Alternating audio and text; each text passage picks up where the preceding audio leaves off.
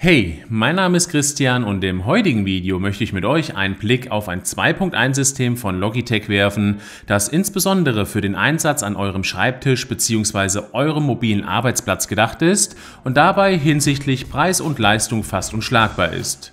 Mit dem Logitech Z407 Bundle bekommt ihr ein Lautsprechersystem, das nicht nur auf unterschiedlichste Arten mit euren Geräten verbunden werden kann, sondern zudem eine intuitive und drahtlose Fernbedienung besitzt, die die Bedienung vor allem von Multimedia-Inhalten kinderleicht macht. Wie mir das System, das man bereits ab 69 € kaufen kann und in den letzten 2 Wochen meinen Schreibtisch geschmückt hat, gefallen hat, das möchte ich euch in den nächsten Minuten meines Videos zeigen. Nun wünsche ich euch aber viel Spaß! Zu Beginn möchte ich mit euch natürlich erstmal einen Blick auf den Lieferumfang, die Materialien und Verarbeitung werfen. Im Lieferumfang befindet sich unter anderem der aktive Subwoofer, das Netzkabel für den Subwoofer, 2 Satellitenboxen, 2 kleine Kunststoffständer, ein Klinkenkabel, 2 Doppel-A-Batterien und die kabellose Fernbedienung, die Ähnlichkeit mit einem Eishockey-Puck hat. Die Satelliten und Ständer bestehen aus grauem Kunststoff und bieten eine den Preis ansprechende Verarbeitung. Der Subwoofer hat eine Ummantelung aus einer mitteldichten Faserplatte, kurz MDF. Um das System in Betrieb nehmen zu können, könnt ihr unter anderem euren PC oder Mac mit dem Subwoofer per Klinke verbinden. Alternativ steht euch aber auch eine USB-Verbindung zur Verfügung und abschließend die komfortabelste, nämlich mittels Bluetooth. Letztgenannte habe ich genutzt, da somit mein Schreibtisch möglichst kabelfrei blieb. Die beiden Satellitenboxen werden mit dem Sub gekoppelt, der Netzstecker des Woofers eingesteckt, die beiden Doppel-A-Batterien in die Fernbedienung eingesetzt und anschließend kann über die Pairing-Taste auf der Unterseite ein Gerät mit dem 2.1-System gekoppelt werden. Die puckartige Fernbedienung hatte dabei den Vorteil, dass ich damit nicht nur durch Drehen die Lautstärke erhöhen bzw. verringern kann, ihr könnt auch Lieder abspielen und pausieren bzw. Titel vor- oder zurückspringen. Haltet ihr den Puck etwas länger gedrückt, könnt ihr auch die Intensität des Basses etwas erhöhen bzw. verringern. Nachdem ihr nun alle Komponenten angeschlossen und mit eurem Gerät verbunden habt, liegt es nur noch an euch, ob ihr die Satellitenboxen stehend oder liegend aufstellen möchtet. Dazu gibt es auf der Rückseite 2 kleine Schlitze, die entsprechend mit den Ständern bestückt werden können. Hilfreich zum Beispiel, wenn man nicht allzu viel Platz auf dem Schreibtisch hat und seine Boxen unterhalb des Monitors positionieren möchte.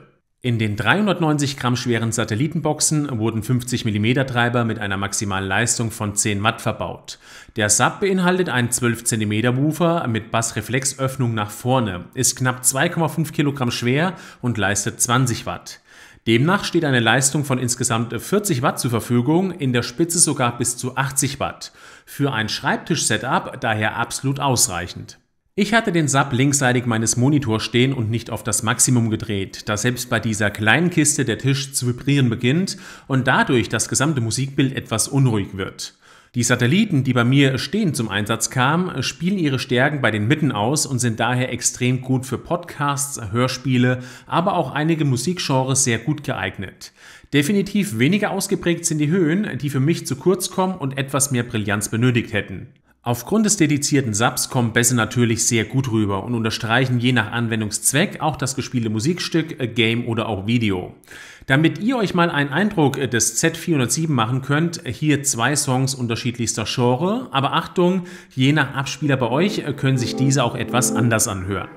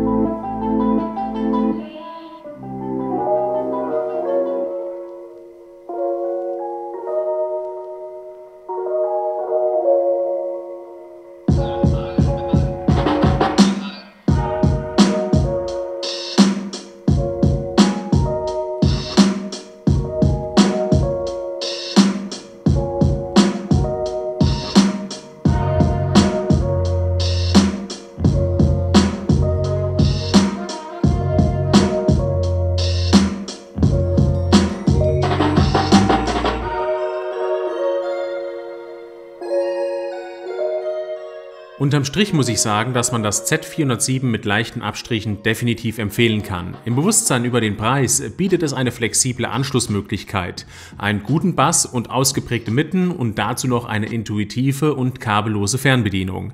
Ihr macht daher absolut nichts falsch, wenn ihr euch das System zulegen solltet. Und damit bin ich auch schon am Ende meines kurzen Erfahrungsberichtes mit dem Logitech Z407 2.1 System und bedanke mich an dieser Stelle, dass ihr zugeschaut habt. Würde mich freuen, wenn euch das Video gefallen hat, ihr ein Like oder auch Kommentar hinterlasst und vor allem auch bei den zukünftigen Videos einschaltet. Bis dahin, macht's gut und ciao.